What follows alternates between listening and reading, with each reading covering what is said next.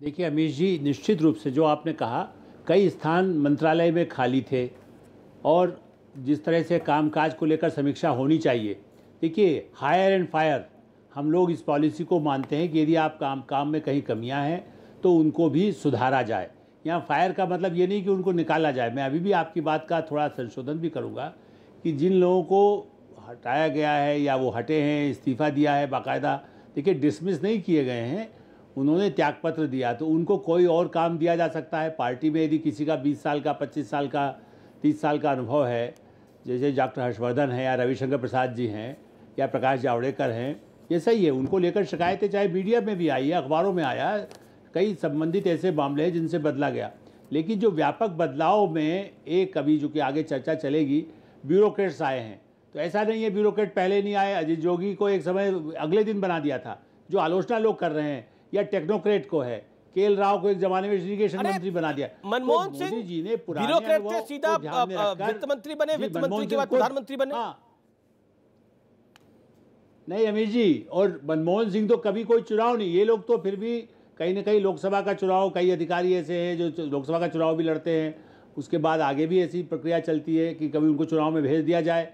आज हरदीप पुरी जी का नाम ही लीजिए, पंजाब में हो सकता है कि अमृतसर में एक अच्छे उम्मीदवार हो 2024 में, मैं उदाहरण के लिए बता रहा हूँ, मैं नहीं प्रोडिक्शन नहीं कर रहा हूँ। तो ऐसे अनुभव मिलने के बाद वो ज़मीनी तैयार भी कर सकते हैं, जनता के संपर्क में रहने वाले लोग हो सकते हैं। तो एक कॉम्बिनेशन जो है उम्मीद की जाती है। देखिए, हम अभी भी कह रहे हैं, कई बार अच्छे से अच्छे लोग फेल हुए ना। प्रणब मुखर्जी को हटाया गया, चिदम्बरम को हटा के कुछ और मंत्रालय दिया गया, प्रणब मुखर्जी को और मंत्रालय दिया गया। क्या आप ये मानते हैं कि कोई गलत वो व्यक्ति थे? मेरा मानना है कि प्रणब मुखर्जी, जिनको बाद में भारत रत्न मिला, देश के राष्ट्रपति बने, ऐसे कई बार नारायण तिवारी को कहाँ भेजा गया, वीपी सिंह को कहाँ भेजा गया।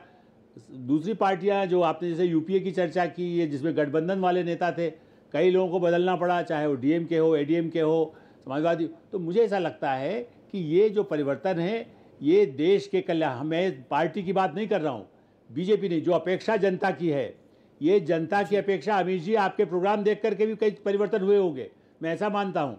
मीडिया की आवाज़ से भी ये बातें पहुँची है। हमारे पास ये छूट थी कि हम कहते कि देखिए अस्पतालों में कमी है, या यहाँ पर कुछ ऐसी चीज़ें संचार के मामलों में कहीं ऐसा कमियां हैं। तो इसलिए मेरा ऐसा मानना है कि इन सबको ध्यान में रखकर जो परिवर्तन हुआ है, तो एक सकारात्मक सोच। भूपेंद्र यादव एक अनुभवी हैं, किस तरह से उनको लाया गया है कि वो संगठन में काम किया, लेकिन आज लेबर लॉस के लिए पूरे वर्ल्ड बैंक से लेके चर्चा होती है। तो ऐसे कई लोगों को, ज्योतिरादित्य सिंधिया, देखिए वो उस मंत्रालय में, एक लाइन कह के खत्म करूंगा, ज्योतिरादित्य सिंधिया को मनमोहन सिंह सरकार पूछ लिए, सचिन पायलट या इन लोगों से, इनको काम नहीं करे, उनको लगता था राहुल गांधी से ऊपर कद ना हो जाए, इसलिए ज्योतिरादित्य आज नहीं आए, पहले से बेचैन थे। मैं तो माधवराव सिंधिया से हम लोग बहुत अच्छी तरह परिचित रहे हैं, मित्र रहे हैं, कहना चाहिए कि उनसे संवाद होता था ऑफ द रिकॉर्ड में। तो ज्योतिरादित्य सिंधिया अंदर से तिलमिलाए हुए थे। सिंधिया के बनने पे तो कांग्रेस भी खुश है। बड़ी जिम्मेदारी दी है। नहीं आलोक जी, आप सिंधिया के मंत्री बनने पे तो कांग्रेस काफी खुश है। मेरे साथ अजय आलोक है, अजय आलोक का मैं रुख करूंगा, फिर मैं कांग्रेस, बीजेपी और समाजवादी पार्टी। मैं आलोक जी आपके पास वापस आता हूँ। डॉक्टर अजय आलोक, मेरा बड़ा महत्वपूर्ण सवाल है, आखिरकार कांग्रेस को क्यों लग रहा है कि इंजन में ही दिक्कत है, डब्बे बदले जा रहे हैं? देखिए, समस्या कांग्रेस पार्टी की है, मैंने पहले भी बोला है, नकारात्मकता मतलब कांग्रेस को क्या लगता है, नहीं लगता, ये बड़ा इंपॉर्टेंट विषय नहीं है। ये सरकार कुछ भी अच्छा काम कर देगी, उसमें मीन मेक निकालेंगे ही। आप कैसे उम्मीद कर सकते हैं कि वो कुछ अच्छा करेंगे? कैबिनेट रिशफल के पहले यही लोग कोविड टाइम में पहले इस्तीफा मांग रहे थे कि स्वास्थ्य मंत्री इस्तीफा दो। कभी राहुल गांधी बोलते थे वैक्सीन की कमी नहीं है, स्वास्थ्य मंत्री इस्तीफा दो, स्वास्थ्य मंत्री ये करो, केमिकल में फर्टिलाइजर मंत्री इस्तीफा दो, सब कुछ ये करो।